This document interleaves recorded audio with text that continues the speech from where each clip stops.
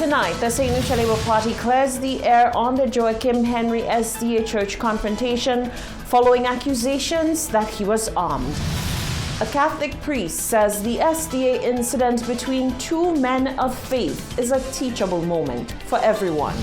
And COVID-related deaths are still mounting as 79 cases are recorded over the past few days. The details of these stories and more are coming up. This is the Hot 7 Nightly News with Lovelace and Amy Joseph. Good night. It is Monday, the 26th of April, 2021. Welcome to the Hot 7 TV Nightly News. A special hello to our viewers on our free-to-air digital antenna. I am Lovelace St. Amy Joseph. Thank you all for joining us. The St. Lucia Labour Party is standing in the corner of their colleague Joachim Henry, as well as calling for respect and privacy for his family during a time of mourning after tensions between Henry and his political rival Guy Joseph took a stunning turn on Saturday. The communications officer of the St. Lucia Labour Party, Mondi Lewis, says the events leading to and after the incident are unfortunate. However, she is hoping that the Henry family will be allowed to mourn in peace from here on out. Rochelle Gonzalez reports. Days after the St. Lucia Labour Party candidate for Castries South East, Joachim Henry, shocked a Seventh-day Adventist congregation in Forestier and grabbed headlines after he marched in on a church service to confront political rival and fellow SDA member Guy Joseph, the SLP has come out in full force to support their comrade. Henry, whose son died recently, accused Joseph of seeking to make political mileage from the tragedy, stating that following an exchange from WhatsApp messages of condolence from Joseph, he discovered that the Castries South East MP would use the messages and the responses to indicate that the two men were friends. Following this discovery, Henry, accompanied by his wife, made his way to the church where Joseph was at the time officiating the service, and the confrontation occurred. On Monday, the opposition party's communications officer, Mondi Lewis, condemned the actions that caused the incident. The St. Lucia Labour Party is deeply disturbed by the unwarranted verbal abuse and untruths being leveled towards candidate Joachim Henry and his family, especially during this time as they mourn the sudden death of their son, 27-year-old Dr. Josimar Henry, in the United States. The SLP believes there is a time and a place for everything. This period of mourning for Mr. Henry and his family has not deterred a campaign of deceit towards Mr. Henry from his opponent, the MP for Castries South East. Understandably, but regrettably, Mr. Henry, being overwhelmed with the death of his son, sought to address the MP for Castries South East, who has shown himself to be insensitive, abusive, and disrespectful to Mr. Henry and his family. Honorable Guy Joseph preaches peace and love on the pulpit, but in practice has taken politics to its lowest level against his opponent, Joachim Henry, who is still trying to deal with his loss. Lewis went on to make a call for privacy and respect for the family to allow them to mourn peacefully. We appeal to opponents to practice empathy during this difficult time and to desist from casting aspersions and abuse at Mr. Henry and his family.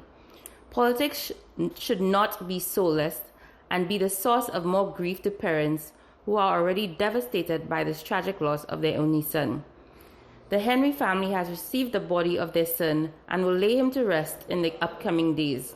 We encourage citizens to uplift the family in prayer, especially during this period. Since the passing of his son, Henry noted that he received messages of condolence from a number of individuals from both the SLP and the ruling United Workers' Party, including Leonard Montoute, who called, and Stephenson King, who paid him a visit. Reporting for Hot 7 News, I am Rochelle Gonzalez. Thank you, Rochelle. A counseling psychologist and Catholic priest is weighing in on the incident at the SDA Church that saw Joachim Henry and his wife disrupting a service to confront Castries South East MP Guy Joseph. The first thing I think we need to do as a society is to totally remove the political slant out of the scenario. We need to look at a grieving father who has lost his son suddenly, a very thriving professional, excellent son. And he has just lost his son so suddenly. And this kind of sudden death would certainly put a lot of strain and grief and loss on the psyche of the father and indeed the entire immediate family of this young man who passed. So we need to look at it that way. And when people are grieving, it brings up a lot of different emotions. It brings up a lot of fear. It brings up a lot of anger. It brings up sorrow. It brings up all different kinds of emotions. Father Ignatius Setut says while the incident is very unfortunate, it is a very teachable moment. This happened at a church, and we certainly would not have liked this to happen in that setting. However, it has happened, and we certainly must not pass judgment. We certainly must not pass judgment on any of the parties involved, but to look at it more from a level of mental health, a level of empathy, a level of human interactions and human psychodynamics. Father Setut says coming out of this incident, the two men can set a powerful example of conflict resolution. He drew reference to the teachings of a noted Catholic philosopher. And he said that we are the human beings are the only creatures whom God created who can think, reflect, and respond. Animals react.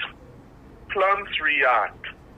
The non-living objects, they cannot do anything. But human beings have the capacity to think, reflect, and respond.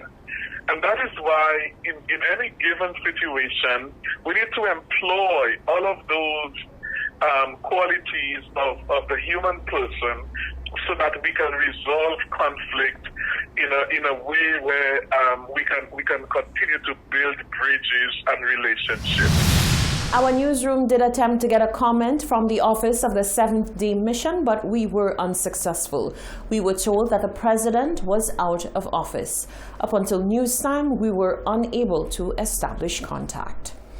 In other news, the Ministry of Health and Wellness today, Monday, the 26th of April, received confirmation of 10 new cases of COVID-19 from a total of 89 samples taken on the 23rd and 24th of April. The contact tracing for these new cases is underway. The Ministry of Health also received confirmation of the recovery of 16 individuals, bringing the total number of active cases to 97. Presently, all of the active cases are doing well. The new cases bring the total number of cases diagnosed in country to date to 4,502. On Sunday, the Ministry of Health and Wellness reported 3 COVID-19 related deaths, bringing the total number of deaths in country to date to 73. Death number 71 is a 61-year-old male from Dennery. Death number 72, a 65-year-old female from Castries. Death number 73 is a 73-year-old male from Vieux-Fort. All 3 of these individuals had underlying medical illnesses.